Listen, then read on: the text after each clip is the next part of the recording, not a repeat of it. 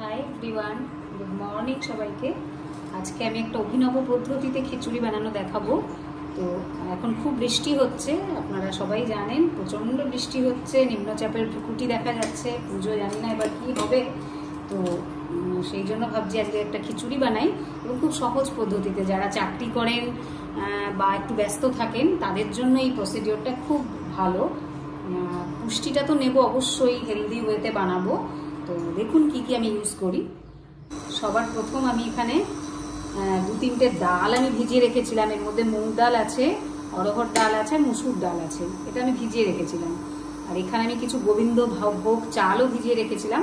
সেই দুটো আমি একসাথে ভিজিয়ে প্রথমে এটার সঙ্গে দিয়ে দেবো।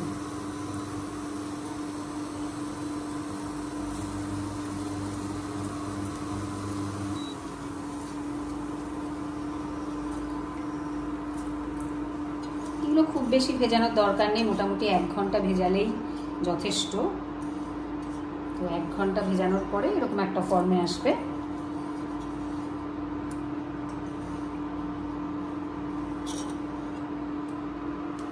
দেখলেন সমস্ত চাল ডালটা আমি দিয়ে দিলাম। এবার এর মধ্যে আমি কিছু ভেজিটেবল অ্যাড করবো যেগুলো আমি কেটে রেখেছিলাম। সর্বপ্রথম আমি টমেটো দিয়ে দেবো, তারপরে অনেকে আলু দেন, আমি আলুর বদল এখানে মুখী কচু যেটাকে বলে সেইটা ইউজ করছি।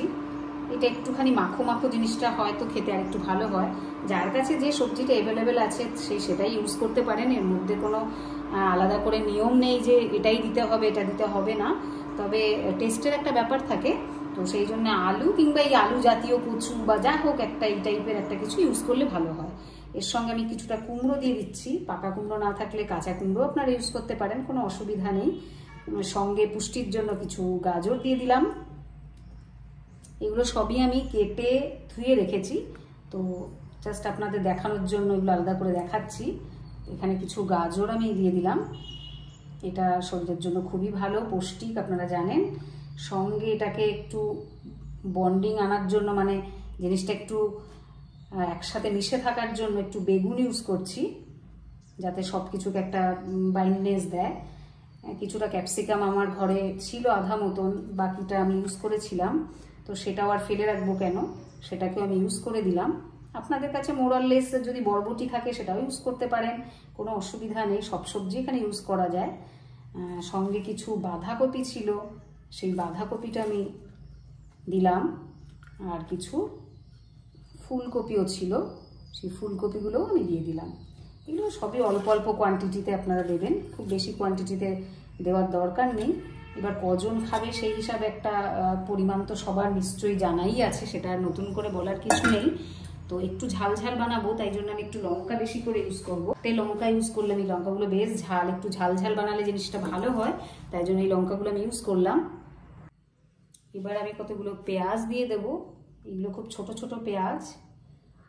তো এবার এর সঙ্গে আমি কি কি ইউজ করব, গুঁড়ো মশলা দেখুন। একটুখানি প্রথমে হলুদ দিয়ে দেব,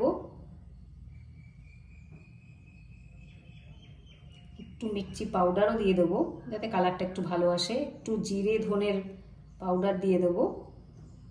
সঙ্গে আমি জল ইউজ করব, এখানে কাঁচা জলই দিচ্ছি কারণ জিনিসটা সব কিছু একসঙ্গে সেদ্ধ হয়ে যাবে। তো তাহলে না এই পুষ্টিগুণটা অনেক বেশি বজায় থাকে। যদি আলাদা করে আপনি সবজিগুলো সেদ্ধ করে ভাতটাকে আলাদা করে বা খিচুড়ির মতন চাল ডালকে আলাদা করে বানিয়ে নিয়ে যদি করতে যান তাহলে একটু পুষ্টিগুণের অসুবিধা হতে পারে। বাকি এটাকে এবার আমি ভালো করে মিশিয়ে দেবো।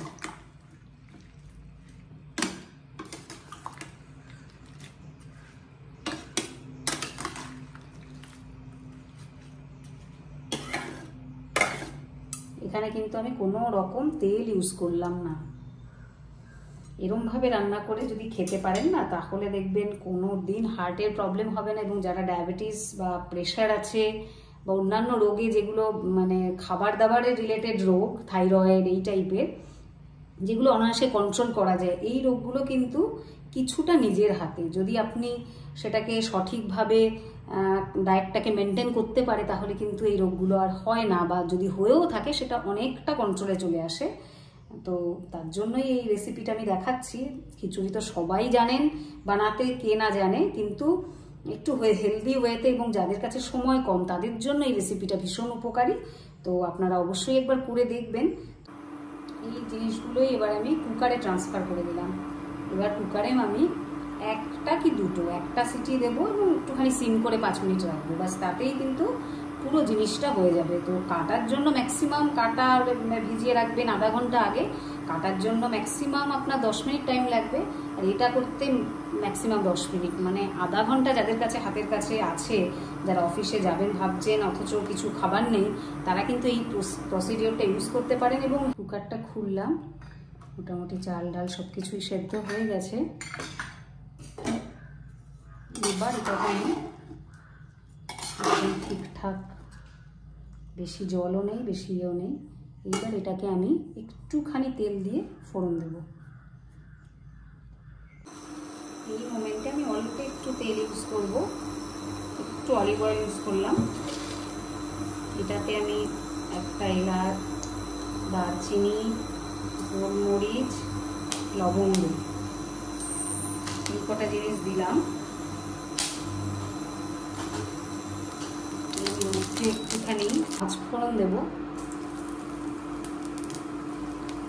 একটা শুকনো লঙ্কা দেব, একটু আদা ঘষে দেব, যাতে লাস্টে দিলে না এই গন্ধগুলো থেকে যায়। চামচ আমি গরম মশলা দিয়ে দিলাম। এটাকে সমগ্র জিনিসটাকে মেশানোর জন্য জল ইউজ করলাম। এবার এই জলের মধ্যেই আমি পুরো খিচুড়িটা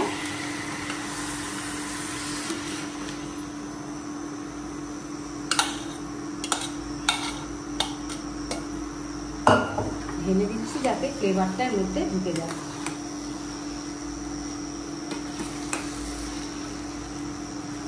আমার খিচুড়ি